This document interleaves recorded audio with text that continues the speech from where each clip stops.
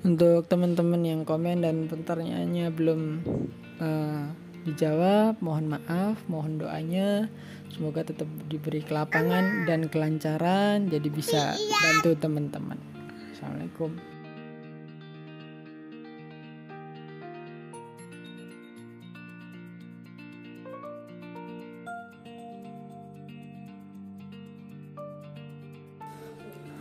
Assalamualaikum warahmatullahi wabarakatuh. Selamat pagi teman-teman. Kita lanjutkan pertanyaan selanjutnya ya. Dok, saya laki-laki. Ini nggak nyebutkan umur ya. Posisi di Papua dok, jatuh udah 2 minggu, patah di tulang sikunya dan harus dirujuk.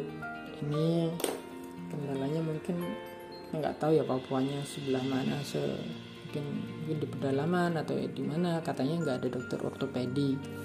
Jadi harus dirujuk, mungkin agak jauh rujuknya. Jadi beliaunya nanya, apa bisa dok tanpa operasi atau dengan gips saja?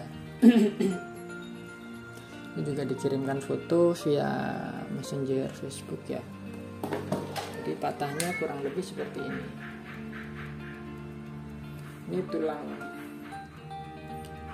tulang siku ya, ini lengan atas.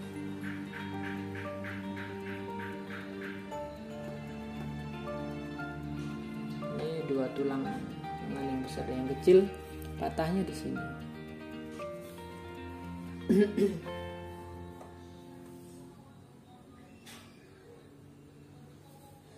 Jadi sudah pernah dibahas juga di video lain bahwa patah-patah yang sekitar sendi kemungkinan besar akan perlu operasi. Kenapa? Karena dia mobile, dalam artian akan sulit mempertahankan posisinya, ini nggak geser. Biasanya dia akan geser, jadi patahannya ini bisa ketarik ke atas atau bisa geser kemana, intinya akan ada gap. Apalagi kalau tangannya tetap gerak-gerak, dan juga ada kemungkinan dia nempel nggak pada posisinya, jadi bentuk sendinya nggak bisa bagus seperti ini, dia akan jadi bengkok.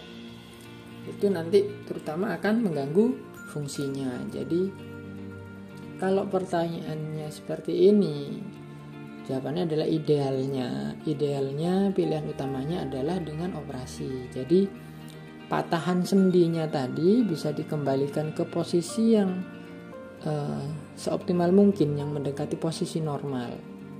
Itu juga agak sulit karena kadang-kadang ada patahan-patahan kecil, ada remukan-remukan kecil yang nggak selalu bisa ditata.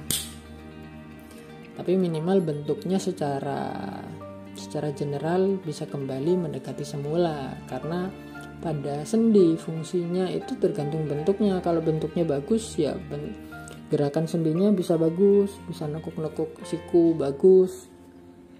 Kalau sikunya bentuk sendinya udah berubah, biasanya akan ada keterbatasan gerak. Mungkin lurusnya nggak bisa maksimal, mungkin kalau dilurusin ada nyeri. Seperti itu. Jadi pilihan utama pada kasus seperti ini adalah operasi. Cuman pada kondisi seperti ini tetap kan selalu saya bilang ada faktor dari pasiennya. Kalau memang pasiennya jauh, nggak terjangkau, istilahnya dokter ortopedi untuk dilakukan operasi,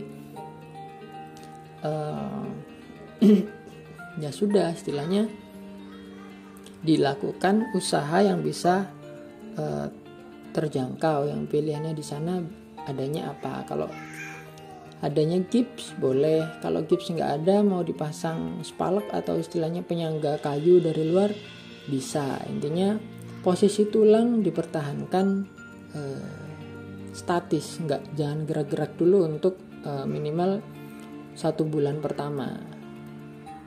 Tapi juga bebatnya jangan terlalu kuat, sesekali dibuka. Intinya fokusnya adalah untuk mengurangi komplikasi, karena ini jatuh, saya nggak tahu apakah ada luka atau enggak. Fokusnya adalah jangan infeksi.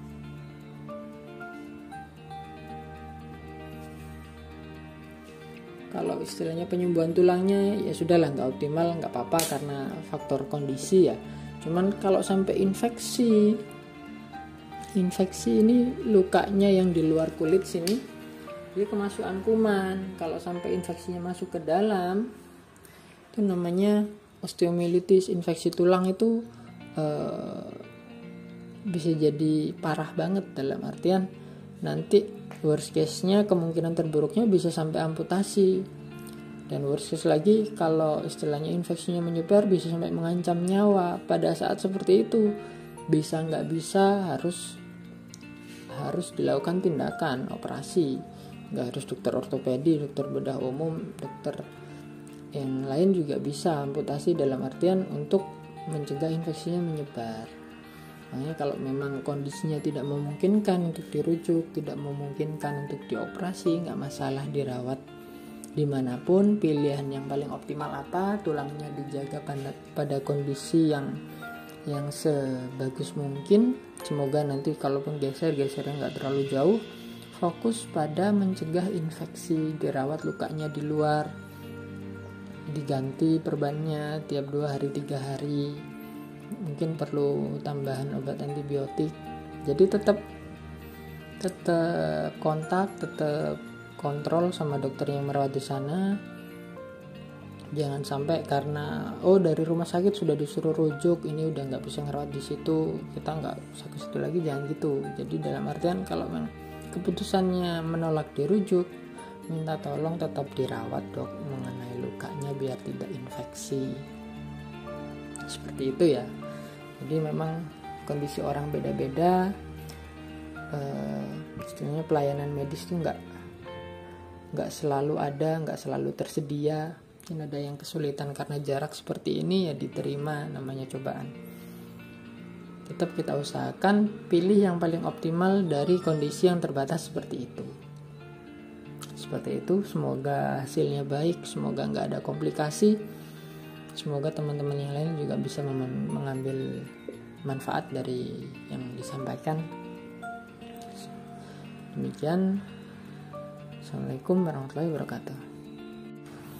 Tambahan disclaimer ya, jadi channel ini tujuannya edukasi untuk mengatasi kendala. Kadang-kadang dokternya mungkin nggak sempat ngobrol lama, nggak bisa ngasih penjelasan yang lama waktu praktek. Jadi dengan diskusi kasusnya teman-teman di sini, harapannya dapat penjelasan yang panjang lebar.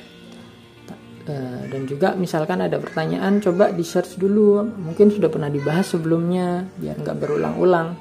Makanya juga saya nggak balas si komen satu-satu, soalnya kadang-kadang pertanyaannya sama-sama.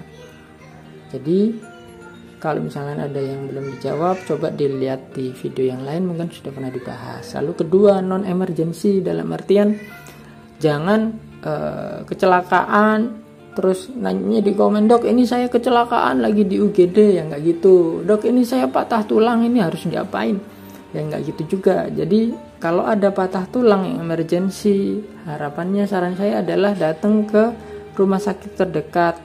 Kalau takut, minimal konsultasi dulu, nggak mungkin langsung ditodong operasi segala macam.